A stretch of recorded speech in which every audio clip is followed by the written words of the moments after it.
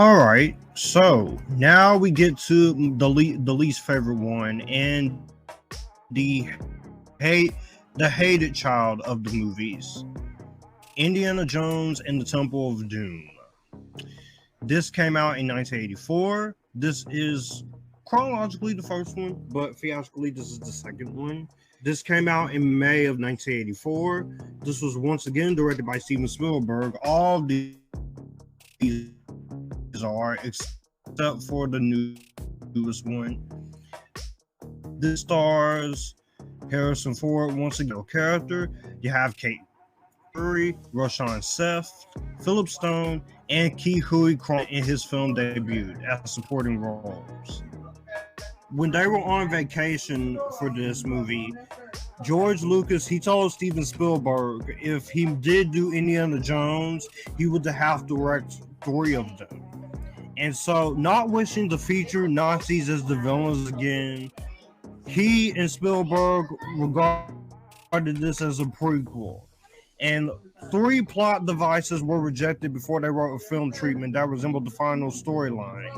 Lawrence Kasdan turned it down, so they bought Willard Huyck and Gloria Katz, who worked with American Graffiti, to write the scripts. And these 2 were actually later go on to make Howard the Duck, Willard Huyck and Gloria Katz. And also, if you're someone who loves Howard the Duck, Lucas actually produced this movie. George Lucas actually produced Howard the Duck.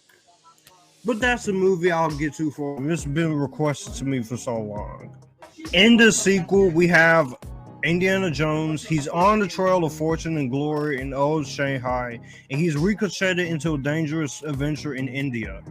With his faith short round and nightclub singer Willie Scott, Indy goes in search of the magical Sankara stone and uncovers his ancient evil which threatens all who come into contact with it.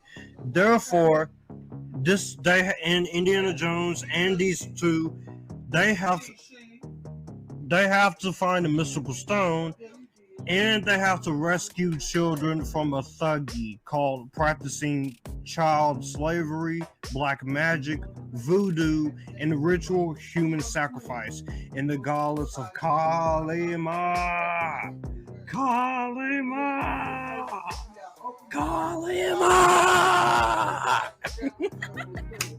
Temple of Doom has always been the most divided one for people. Of all the movies Steven Spielberg has done, this is his least favorite of his.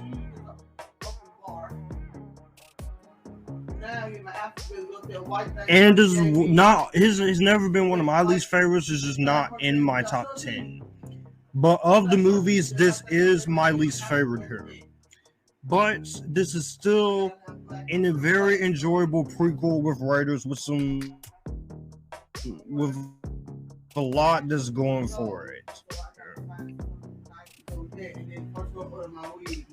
And going into the pros when it comes to this movie, I will say the actions movie, despite this being a pretty dark movie, this is still one of the best adventure movies and one of the better action here. You have an opening chase in China that's very good here. You have some great action in, of course, India, and there's not a lot of it.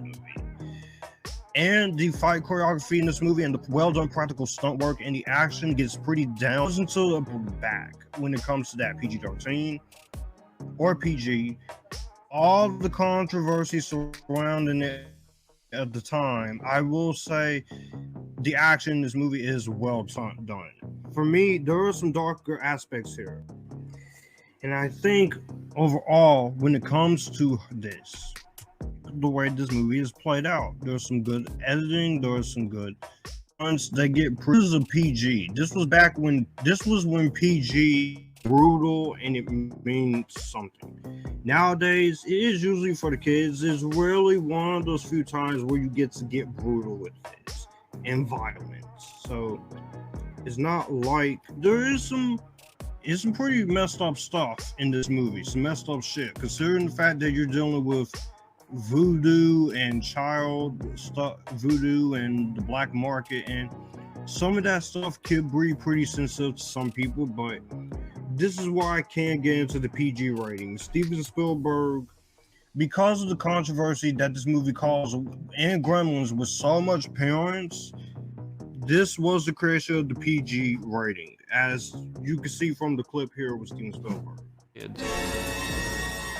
We did not get an R rating. We, in fact, got a PG rating. But it created a tremendous controversy, and people talked more about how inappropriate Temple of Doom was for younger children. And I felt there should be a rating in between PG and R. And so I called Jack Valenti, the head of the Motion Picture Association of America, the MPAA, and said, can't there be an in-between rating? And I actually said it could be like PG-14 or PG-13. And he said, let me get back to you. And the next thing I heard, Jack Valenti was able to institute, for the first time in many decades, a brand new rating.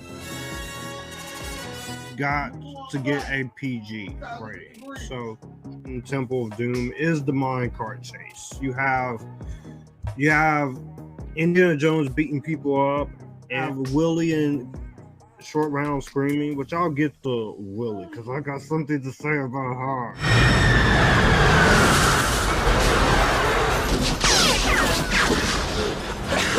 We got company!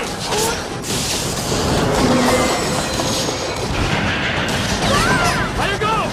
Let go of the brake! What? Let her go! Our only chance out! Run them!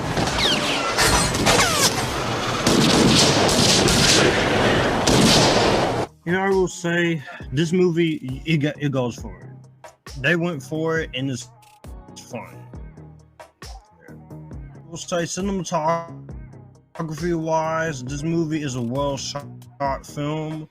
It's a well shot and a well lit movie. There is some very creative, there's a lot of red colors in here, but Douglas Solokhambé comes back to do the cinematography, and it's really good here. I also will say that the movie's paced very well. An hour and 58 minutes. It's almost on that verge to being 2 hours, but I don't feel it. The $28.17 million budget, the money is on screen. You got miniatures, you got real stuntmen, you got real set work, real production design work.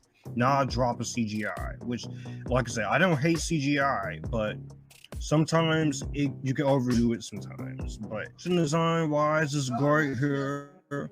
There's good hair and makeup. There's some great sound mixing and such, and some great costume design work. Steven Spielberg, despite him not being a big fan of this film, is competent, is masterful, is talented. As well as the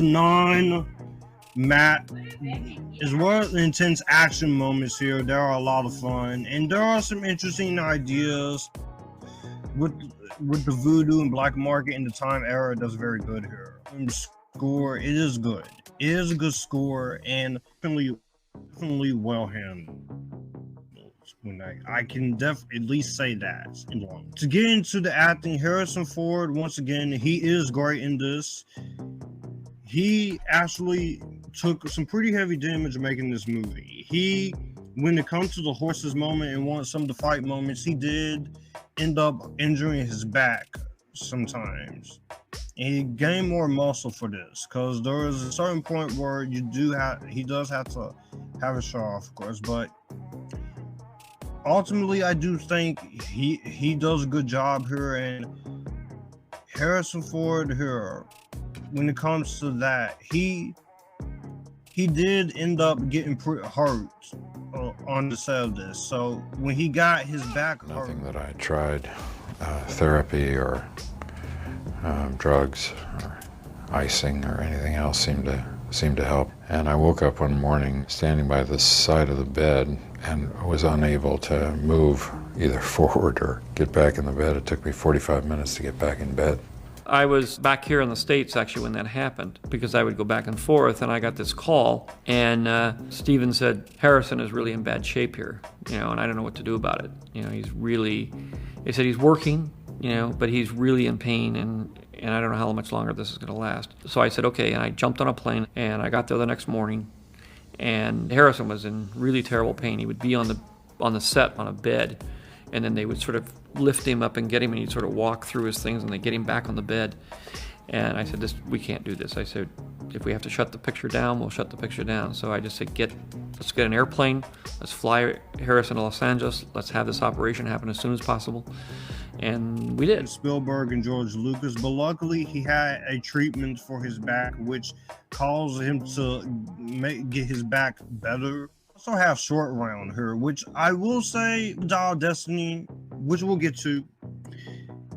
A little bit of a missed opportunity not to have him back here, but for this movie, it was his first movie.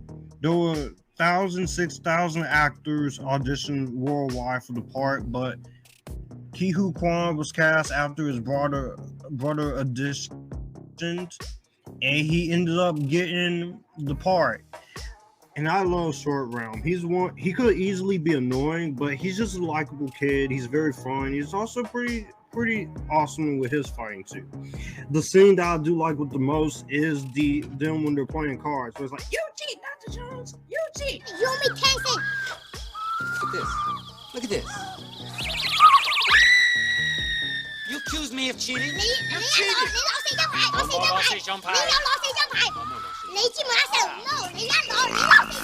You make me pull. No fun. Play with you, no fun. Oh, fine. Despite this movie being extremely dark, there are some funny moments in this. I'm not gonna lie to you. There are some funny moments when it comes to this. I do like some of the humor. It's fun. It's cool. But overall, I will say when it comes to them, they do a very good job. Philip Stone does good. You also have some cameos by Spielberg and Lucas and Dan Aykroyd and Marshall and Kennedy. Kathleen Kennedy, of course, is the number one hater. But when it comes to Short Round, a little bit of a missed opportunity, but it was good seeing him here. Final positive here is, like I said, there are some funny moments. Now let's get into the negatives here, because this is not the most rewatchable movie in the series for me, and why this is my least favorite. I appreciate the dark tone here, and I don't get any frustrations out of here watching this, but it is plain as day to see why this movie caused so much controversy, because some of the violence and stuff here can be a bit too much at points. I appreciate the fact that this movie has some balls. I appreciate the movie that it actually made an attempt, but there is just some moments in this movie where it just becomes a little bit too disturbing. The villain here is also kind of there, which I have no more to say. A pretty okay villain at best. There is some racial things here, which is easy for cancel culture to call out, which I can get over. It was the 80s. People stop trying to cancel everything. Fuck cancel culture. Again, fuck cancel culture. Trying to cancel everything. It's in Arkansas only costs $6. You fucked up, bitch. The big negative of this movie.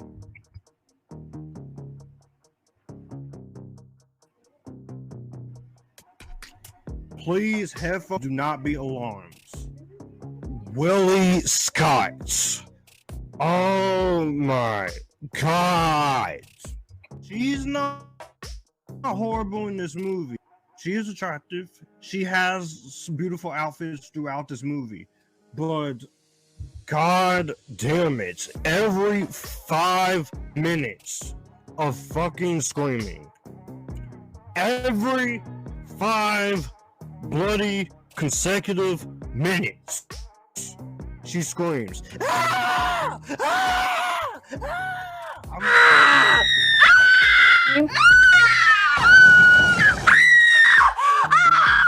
biggest trouble with her is the noise.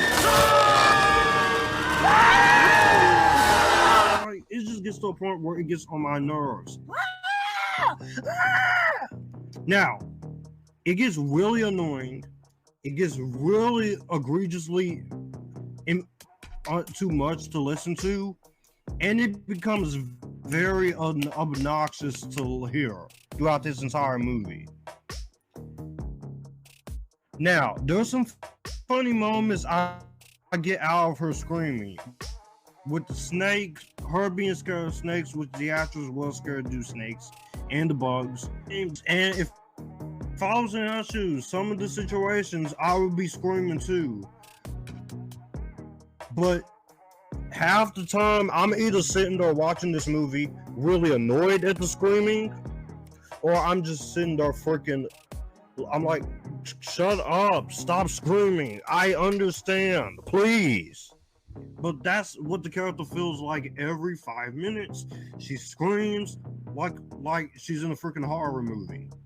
And this ain't no horror movie, but it damn near feels like it with the PG-13.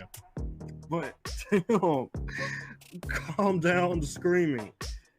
Again, like I said, some moments with it being a little understandable, but some of it just becomes way too much in this movie. Overall, Temple of Doom is a really solid second movie in the prequel in the indie franchise, and it's a good movie. It's not quite as good as some people in some areas, and Willie Scott screaming, understandable at times, can be so freaking annoying, but it's definitely not a bad movie by any means necessary. I do think it's a lot better than what some people's made it out to be. I do think it's better than what his reputation has garnered. And Spielberg, this is not even your worst movie, buddy. This is not even your worst movie. But there's enough good things in here that outweighs the bad, and I will walk away and give this one an Epictastic. It is the weakest one in the series, but I don't hate this one at all.